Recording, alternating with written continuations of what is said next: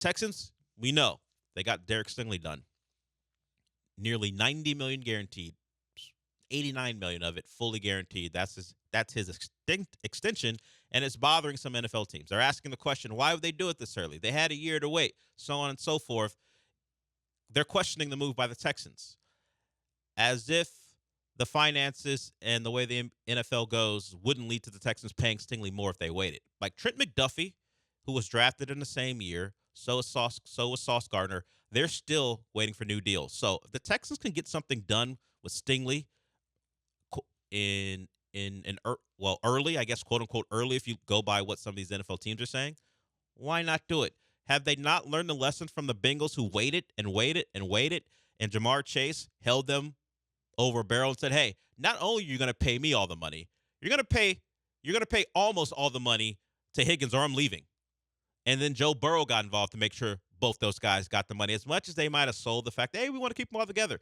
Do you think if the Bengals had their way, they wanted to dole out that type of cash at the same time to two receivers? Yeah, the idea of paying over $65 million per year to two receivers when you have a good quarterback, because normally we see the move of like the Tyreek Hill and Waddle thing with Tua when Tua was cheap, especially, and to kind of elevate a guy who isn't viewed as like, hey, Top 5 quarterback. yeah, just give him anybody and he's gonna do it. Joe Burrow is viewed in that way of like top 5 quarterback, which is funny because we don't know what he is. No, because he's always had. basically never done it. He's always had. Even his rookie year, he had T. Higgins, and then he got hurt after like 6 games. And even in college, he had the best. He had the best. Only time he was good in college. He had the best accumulation of weapons, maybe of all time, from the quarterback position. No, maybe except for Tua at Bama. They both had pretty good weapons. That's about it. But yes, we have never seen him have to elevate a roster, particularly when it comes to skill position players. So we don't know. But what you're saying is right. The assumption would be that Joe Burrow would be just fine with Jamar Chase, and maybe a lesser than 2 and a 3. But you saw the Chiefs make the exact opposite. We think our guy's good enough. They think their guy's good enough, so they trade Tyreek Hill, and they use that money, invest in the offensive line, and they won back-to-back Super Bowls, went to a third. Yes, and we saw the Bengals have made the playoffs twice, right? In the last 4 years or something. Yes, it was the first half of the last 4 years. Yeah, and they went 9-8 this year, and they're doubling down on it and being more expensive, a more expensive team of the team that just missed the playoffs. More expensive because they waited to pay the guys they eventually paid anyway. Like if you're gonna wait this long and franchise T. Higgins, I guess they didn't have the foresight to think that Jamar Chase would be like, actually, give T his money, and of course then give me more money, because that's how it's gonna go. Pay me more money. They weren't even the Bengals weren't even negotiating against like the precedent set at wide receiver with give me more than Jefferson. Give me more than Lamb. The precedent set of non-quarterbacks. Yes, pay me more than any non-quarterback ever. And Myles Garrett signing a deal for $40 million a year. That's what gets Chase to literally, I think it's like 40.1.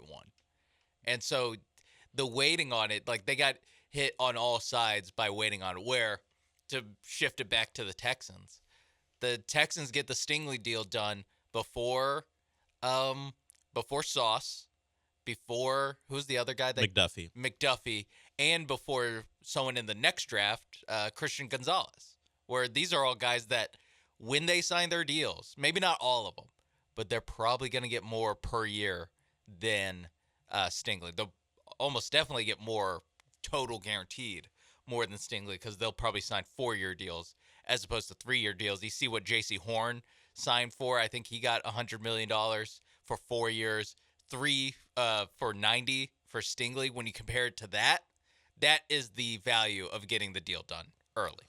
So I don't understand why NFL teams are taken aback by it. You wait, it's going to cost you. Now, the Chiefs aren't doing it currently because they have some constraints on their cap. That's why Joe Thuney's no longer there. The Texans had an opportunity to make the move. They made the move now, and they're set.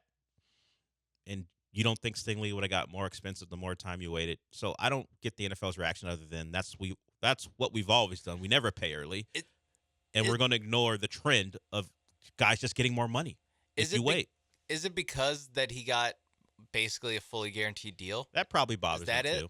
But that wasn't part of the blurb from Schefter. That probably bothers them a lot too. But it was just, hey, we don't know why they had to do it so early. They could have waited. Well, what was the rush? He still had his 4th year. He still had his 5th-year extension. They could have waited to next offseason. And I get that if it's a player that you're not sure about. But they're sure. Yeah, they're sure. As long as if you're plays, he's great. If you're sure about a guy, just sign him. There's no reason. He fits. I know he's been classified as a different type of guy, but he fits what they want. He's not a showy, however you want to classify that, off the field. He appears to be a guy about ball. He produces, and he was healthy last year. Yeah, if he's healthy, he's awesome. Yeah, just give him the market and a little bit above market to set the market, and then you don't have to worry about him until he asks for a renegotiation about 3 years from now, earlier than you would have wanted. But that's just how it goes. Yeah, it's with 1 year left on his next deal. That's when they would be fortunate if he waits that long. Yeah, it might be 2 years left. Yeah. Just because at that point it will be such a deal to have him at $30 million per year. Yeah, because he is going to be paid on his rookie deal this year, his 5th-year option next year, and then the new money kicks in. So he won't be the highest annual cornerback. Probably, like, by the time he actually is playing on that contract, he will not be the highest paid cornerback in the league. It's almost like in our lives where you want to I don't want to pay right now. I'll take on some late fees. What? Why are you welcoming late fees? Just pay the price right now. It's going to cost you more later. But NFL teams think that's not a smart way to go about it. Yeah. Pre-order. Get that 10% discount. Yeah. Do what you can to lessen your costs. Use the app. It's just going to get more expensive. Stingley's not going to become a worse player as long as he plays. So, peace of mind. You don't have to pay him more than Sauce. You don't have to pay him more than Trip McDuffie whenever those deals come about. And now you have your guy locked in for the foreseeable future. But NFL teams and traditionally are not looking to pay a couple years early, and it costs them, just like it cost the Bengals. We'll see who it costs next. Maybe the Chiefs are paying McDuffie $34 million a year because they had to wait because of their financial situation.